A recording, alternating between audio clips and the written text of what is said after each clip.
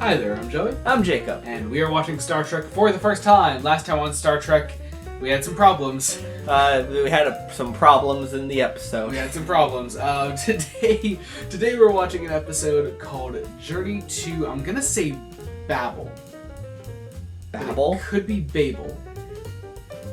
I'm guessing since it's American, they're gonna say Babel. Honestly, I was gonna say, it's probably Babel. But I think I've listened to the Elton John song Tower of Babel too many times to... I don't know. Anyway, so we're watching Journey to Babel, whatever. I'm sure they'll say it.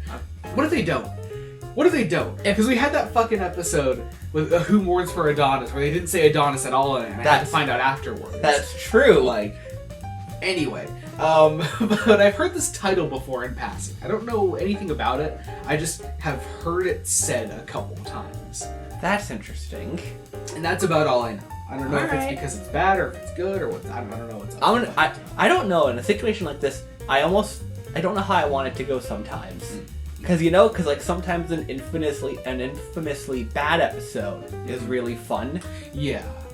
Especially with a show like this, Anyway, I guess we'll find out in a little bit. We're going to post-episode thoughts in a second. Be sure to join us then. We're about to watch Journey to Babel/Babel. Journey to Babel is the episode that keeps on giving. Oh, yeah.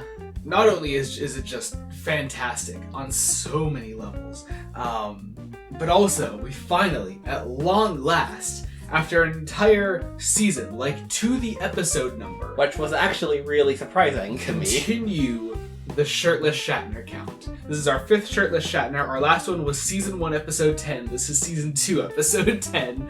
So hopefully this is a good sign for the future. Also, Journey to Babel is rightfully acknowledged as a fantastic episode by others, as it appears on 3 of our top 10 Wikipedia lists. What's up? I had a feeling. I was just gonna say I had a feeling it was on at least 2 of them. It comes in at number 10 on Entertainment Weekly, number 8 on Hollywood.com, and number 6 on Newsweek. Which all absolutely deserving, I think. Yeah. I honestly might have it higher. I fucking love this thing. This was so good. So insanely good. It starts in this note that something interesting and good is probably gonna happen. I want to talk about Amok Time, I guess, in regards to this episode, because Amok Time is the one that set up all of our different Vulcan traditions and things like this, and this is expanding on that, and even using aspects that we learned in Amok Time here. But I think this is definitely the stronger episode personally, not just because Spock's parents. It's more interesting having Spock's parents here. But I just find the way that we expand on Vulcan traditions and Vulcan life much more interesting here. Right. Personally. Especially since we have the outside character of Spock's mother, who isn't a Vulcan, to comment on Sarek, his yeah. father. Yeah. And things that she's accepted about Vulcan life and things that she still hasn't. Yeah, it's really, really interesting. Before we actually really get into this, though, I have a funny story to tell. So our mother, because for those that haven't gathered this, we're brothers that listen to this stuff. Our mother got us Star Trek mugs when she learned that we started watching Star Trek, and the one that she got you has Spock in a certain uniform on it, and I was like, I think it's from the movies, because I know they wear more complex costumes in the movies compared to just the plain shirts, but it's literally from this episode. Right, I saw the shot in the episode that it's based on. Yeah, it's really cool actually. Just a fun little story about that. But God, I love this. Really, really great stuff.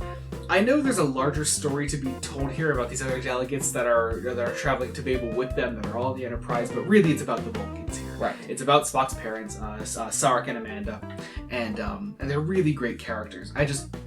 They only had one scene actually together, just to themselves. But it's this great scene where they're sort of commenting on the fact that Sarek does feel a certain sense of pride for his son, and that that he feels he should be respected. And Amanda, much in the regular Kirk McCoy way, in the way that they razz Spock about his Vulcan ways, Amanda's oh, you feel pride. He's no, he should be respected. He's a high-ranking officer here, right? And probably because he caught on to the Spock having a pet teddy bear joke. Yeah, oh my god, I adored that scene. The teddy bear scene was so good. I adored that. And he's probably commenting on that he saw that. Yeah, he was like, you embarrassed him by saying that, you know? It would play very differently if we weren't dealing with a very different set of aliens here, and it was very cool. Also, on the teddy bear scene, and just other scenes in general in this episode, this is one of DeForest Kelly's best, I think, actually. Despite this being a Spock-centric episode, very good episode for McCoy. Got a lot of great moments throughout this. I want to talk briefly about the other aliens that popped up here, though, as the other delegates. We had some pretty cool costumes in the background, but God, there are just these terrifying pig people. Like, right. They have the most horrifying masks I've ever seen, and every now and then they close in on them and just stop. Just please, God, never show them on screen again. I didn't think a man dressed as a pig could terrify me anymore since like Arkham Knight, but here we are. Yeah, this is it. Yeah, ain't good. Yeah. No, correction. I think it's supposed to be that way. I don't know about that. I think it's supposed to be that way until you look at the eyes. I don't think I don't think the eyes are meant to look like that. Yeah, it's fair. I thought the eyes were the most unsettling part. Yeah. They just were the most mismatched. Yeah, definitely. But there's this great plotline going on in the background, like Sarek gets sick at the same time as this one of these pig delegates dies, and only a Vulcan could have killed him. But actually, do we follow up on that? We followed up that I think presumably it was the spy. Yeah, we follow it with the addition of the other suspect. Mm-hmm. You know, I kind of loved this aspect of the episode because we're getting into the spy part here. The aliens that he was working for, we never find out who they were. No, we never see them. I don't know if another episode or some piece of expanded media has ever developed on it. Unless we just missed like the one line of dialogue that said it. Mm-hmm. If it's a future episode, then audience don't tell us, please. But if it's like an expanded universe thing, I'd be curious to know. My personal thought was Romulans. That's what I was thinking. I was like, that's how they would know about how to kill the pig delegate. Right. Because even if there was some random line of dialogue that we just happened to maybe be talking over with each other, like, and they said, "Oh, it's whatever," and that's someone at the delegation, even, like, how would they know to kill the pig, the one pig person like that? Yeah, to pin it on Sarek. Yeah, exactly. That's a very specific, like, form of combat they were talking about, and it's implied that it's generally not known about. Yeah. What a terrible spy, though, by the way. Oh, God, right? He tries to kill Kirk in one scene, and Kirk just kicks his ass. I mean, Kirk gets stabbed, but, like, he still kicks his ass. Yeah. Kirk's but it's the funniest cut, too, because we cut to the middle of that fight. Right, like, you don't see it start or anything. I feel like you could have shot a really interesting build-up to it, but they just don't. But, I mean, maybe they did. Maybe it got cut. Who knows? Right. Timing and all that. But no, I don't know. I thought it was kind of funny. Kirk spends a lot of the episode on his ass, actually. And there's this cool plotline where, like, because Kirk is on his ass and Sarek is sick, the only way to save him is for Spock to do, like, a blood transfusion. Spock takes command of the Enterprise because Kirk is on his ass. And so he neglects saving his father to command the Enterprise because there's a ship after them. Really just cool moral dilemma there. And obviously, you know, moral dilemmas mean very little for people like Spock and Sarek. Yeah. But it's cool. It's very much what is my top list of priorities, and family, not numero uno. No, not at all. Not at all.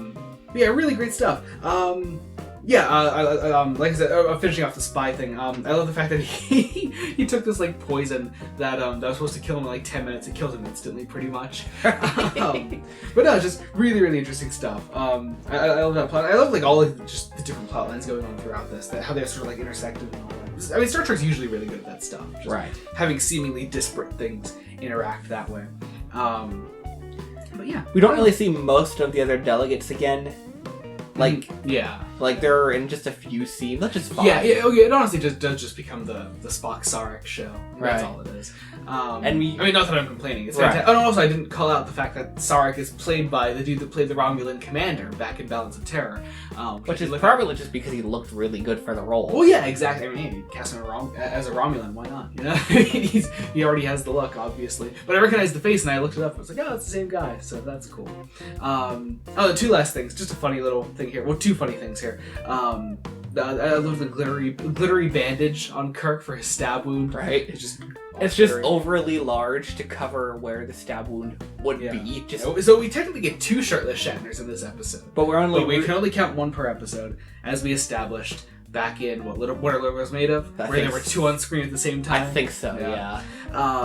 And then I loved the bit where Kirk has to convince Spock that Kirk is fit for command again, and I love the shot where he like points by and he's like, get out, Spock, come on, you don't need to be here anymore, come on. It's just a funny little scene, and then I loved the end of episode zinger as season 2 is done so well. It was 2 of them. It was but I loved the whole thing about like one does not thank logic. I thought that was funny. That was good. Amanda trying to get... Well, basically we did because most of this end of episode zingers revolve around getting Spock to emotionally react to something. We just do that to Sarek instead. Yeah. It's funny. Well, actually, they're doing it to each other. Because it's like, I'm not going to thank you for saving my life. I'm not going to thank you for being my father or anything. Yeah, right. It's great. And then I love the McCoy one where McCoy gets the last word in. I thought that was funny. He tells them all basically to shut the hell up and just sit there. Yeah, very fun. Very, very fun episode. One of my favorites, I think, so far. Oh, it's easily one of my favorites. Truly fantastic episode. It builds on ideas from Amok Time, which was already phenomenally done. Had phenomenal ideas. Mm-hmm. And Amok Time was also just fucking insane. This, I think, takes those ideas... Well, it's still fun to watch. I think just to a more, like, a more serious level, and like, you can... Not that you can, like, take it more seriously, because you can take Amok Time seriously. Right. You're also going to be laughing your ass off for most of Amok Time. Yeah, most of Amok Time is not played as a comedy, but it might as well be. Yeah, exactly. So... This is a fairly serious spy plot that involves Vulcans. Yeah. All right, I guess that about does it. That was Journey to Babel. What a fantastic episode. Absolutely in love with it. I really feel like we're not going to be able to top that for a while, but hey, who knows? All right, well, I guess we're going to find out next time. Be sure to join us then when we continue Star Trek the Original Series. Until then, this has been Joey Morgan. I'm Jacob. Goodbye.